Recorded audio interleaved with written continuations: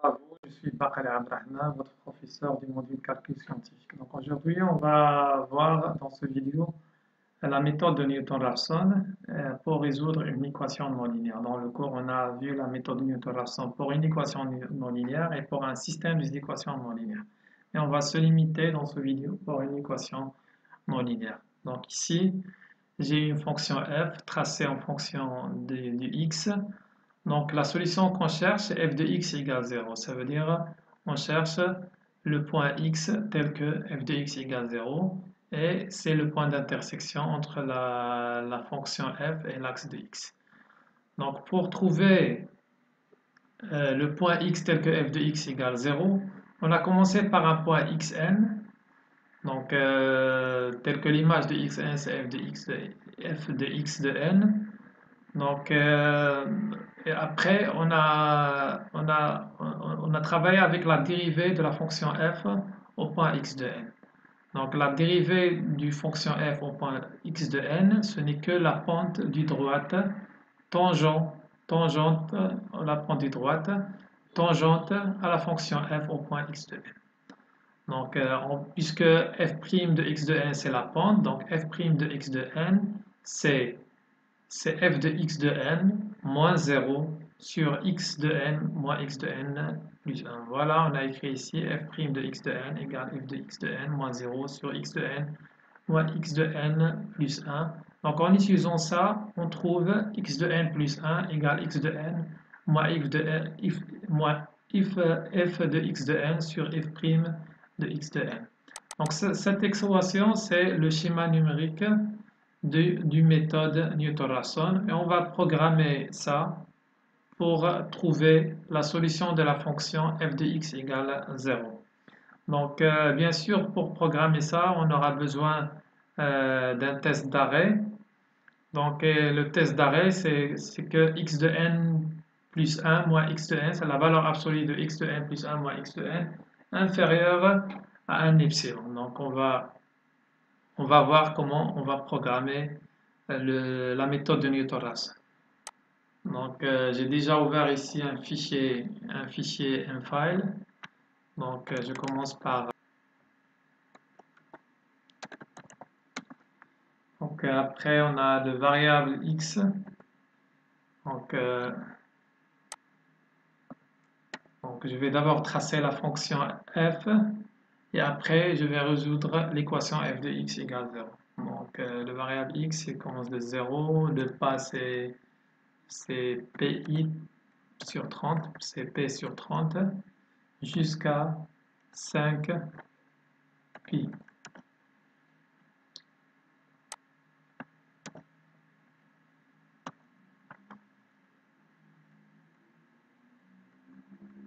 Donc je vais définir la fonction à tracer. Donc je vais dans le même fichier définir la fonction en disant la commande function. Donc je vais écrire ici function. Donc la fonction c'est argument de sortie c'est f1. Je vais l'appeler f.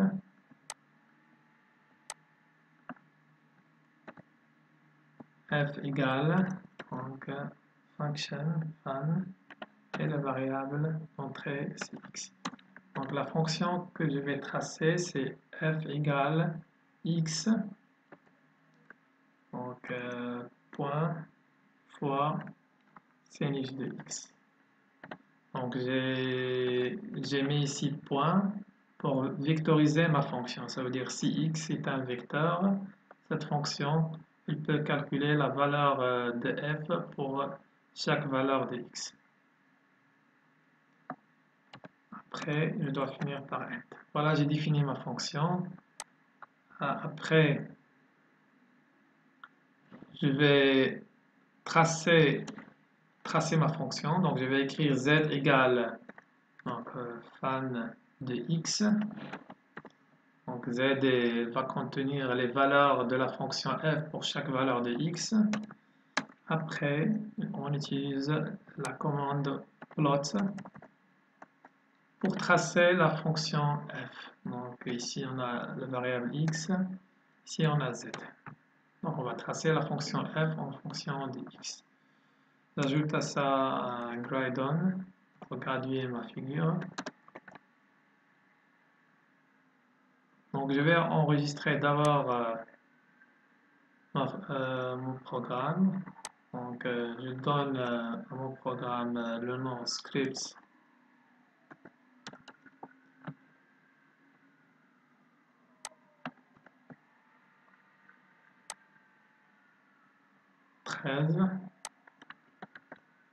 Et j'enregistre mon programme. Donc voilà, j'ai enregistré mon programme. Maintenant, je vais tracer ma fonction f. Erreur. Ici, j'ai écrit pi majuscule. Donc voilà. Maintenant, voilà, on a tracé la fonction f en fonction de l'axe x. On va chercher la solution f de x égale 0. Donc, on voit ici que la fonction f a plusieurs intersections avec l'axe x. Donc, on a plusieurs solutions. Donc, ici, on a la première. 0, c'est une solution. Ce point est aussi une solution pour f de x égale 0.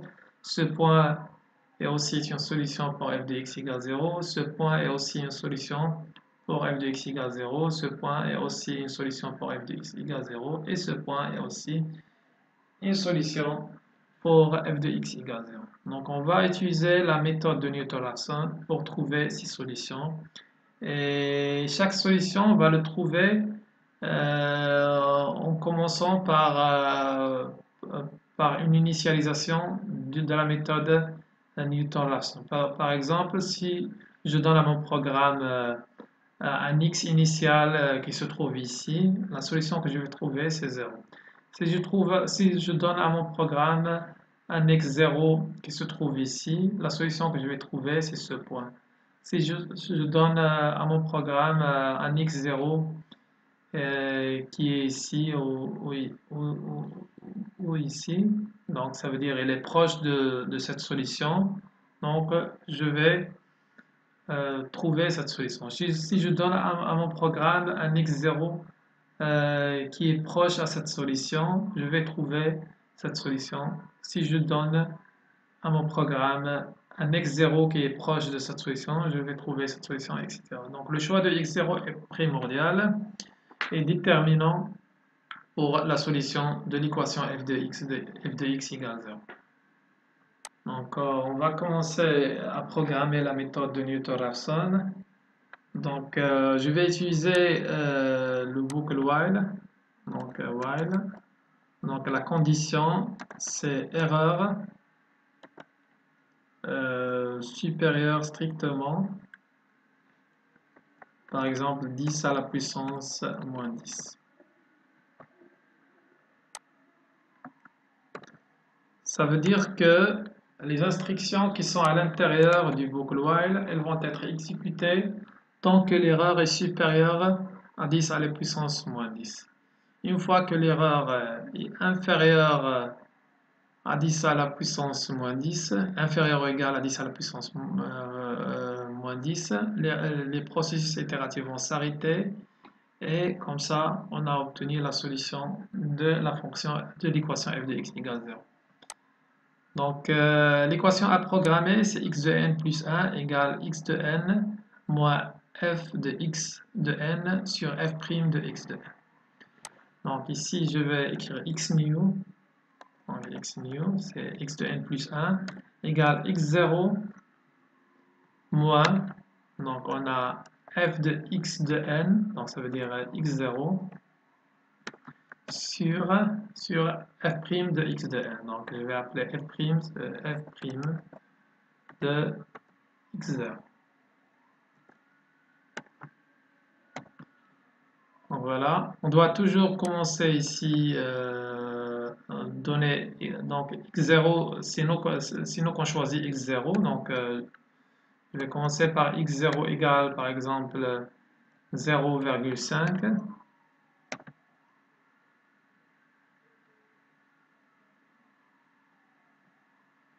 Donc 0,5, donc elle est proche de 0. Normalement, on doit trouver, la solution qu'on doit trouver, c'est 0. Si on commence par x0 égale 0,5. Donc, pour entrer dans while, il faut donner une valeur à R qui est supérieure à 10 à la puissance moins 10. Donc, je commence par R égale par exemple 100. Donc, juste pour permettre que les équations à l'intérieur, ça permet d'accéder à la boucle while. Donc j'ai donné R égale 100, une valeur supérieure à 10 à la puissance moins 10, pour qu'on puisse accéder à la boucle while. Donc après, donc, on a x de n plus 1 égale x de n, donc j'ai écrit x nu égale x0 moins f de x0 sur f' de x0. Après, on doit calculer l'erreur, donc l'erreur égale, c'est la valeur absolue, ABS, de x nu moins x0. Donc dans la première itération, on va calculer x de n, x nu égale x0 moins tout ça. Après, on va tester ici, on va calculer l'erreur. Donc l'erreur, c'est la valeur absolue de x nu moins x0. Si on trouve que l'erreur elle est inférieure à cette valeur, les processus itératifs vont s'arrêter. Comme ça, la solution, c'est x nu. Si l'erreur est toujours supérieure à 10 à la puissance moins 10, on va passer à l'itération numéro 2 et on va actualiser. On va dire que x0 égale x nu.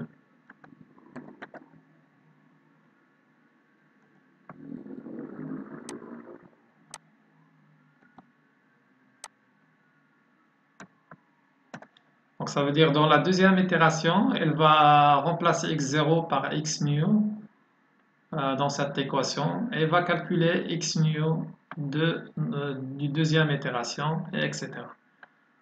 Donc ici, je vais écrire éther égale 0. Donc je vais ajouter ça pour calculer le nombre d'itérations que met le programme pour converger à la solution. Ici, c'est éther égale éther plus 1. Comme ça, on peut calculer le nombre des itérations pour que le programme a mis afin de converger à la solution. Donc après, on doit afficher la solution. Donc la solution, c'est x nu. Et aussi de nous afficher le nombre des itérations. Donc on demande à notre programme de nous afficher la solution qui est x nu et le nombre des itérations. Donc je vais écrire aussi disp.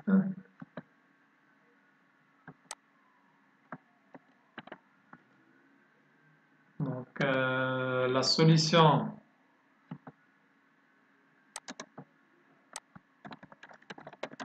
est, si c'est nombre d'itérations.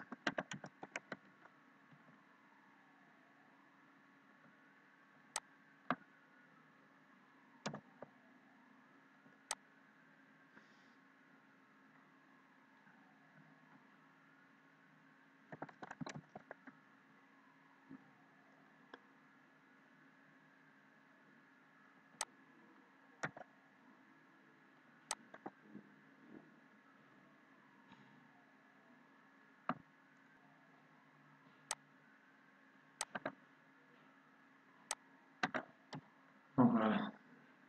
Donc il reste à définir une autre fonction, c'est la fonction f'. F', c'est la dérivée de la fonction f. Donc je vais définir la fonction f'. De la même manière que j'ai fait ici, je vais définir la fonction f'. Donc f1, c'est la sortie, ici c'est f' avec x, c'est le variable d'entrée. Ici, je vais écrire la dérivée de la fonction f. Et la dérivée de la fonction f, la dérivée de x, c'est 1, donc elle reste ici sinus de x plus x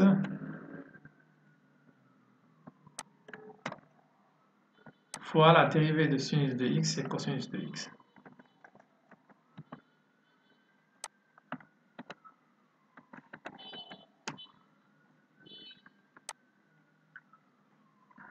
Donc voilà, on a défini la fonction f, la fonction f', et aussi on a écrit ici le programme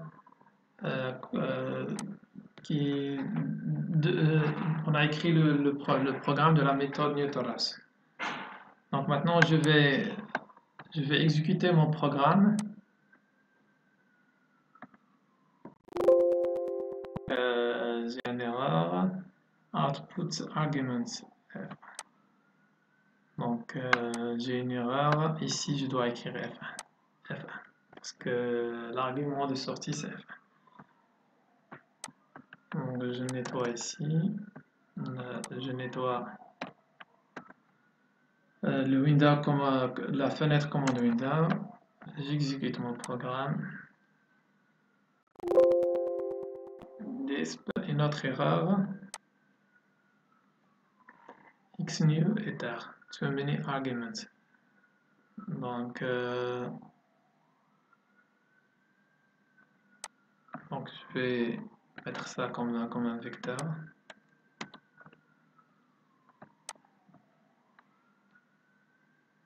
Et voilà. Donc on a la solution, c'est 0,0, c'est presque 0, donc c'est 0. Et le nombre d'itérations que le programme a fait pour converger cette solution, c'est 33 itérations. Maintenant, donc en choisissant x0 égale 0,5, on a convergé vers la solution 0. Maintenant, je vais choisir un x0 proche de cette solution et voir si le programme va converger vers cette solution. Donc, je vais donner à x0 2,7 et voir si on va converger à la solution. 2,7. Donc, j'exécute de nouveau. Et voilà, on a convergé vers la solution qui est 3,14. Et le nombre d'itérations mis pour converger à cette solution, c'est 5 itérations. Pour vérifier si la solution est correcte, donc on va utiliser la fonction de MATLAB F0. Donc F0, on a déjà utilisé cette fonction. Elle fait la résolution d'une équation non linéaire f de x égale 0. Donc la fonction c'est x fois sinus de x. Donc je vais écrire ici ma fonction. Donc arrobase, la variable c'est x. Donc j'ai x fois sinus de x. Et je donne un x0. x0 c'est... Donc je donne ici le même x0 que j'ai donné ici. Donc c'est 2,7. Donc j'écris ici 2,7. Donc la fonction f0 va me résoudre ici l'équation f de x égale 0 avec x0 égale 2,7. Donc f0 va me résoudre l'équation x sinus de x égale 0. Donc avec x0 égale 2,7. Et x0 ici, c'est que l'initiation du programme. Donc je mets entrée. Et voilà, on a trouvé la même solution. Donc voilà, 3,14, 3,14. Donc on a trouvé cette solution en programmant la méthode de Newton-Raphson. Ici, on a trouvé la même solution en utilisant la fonction f0 du MATLAB.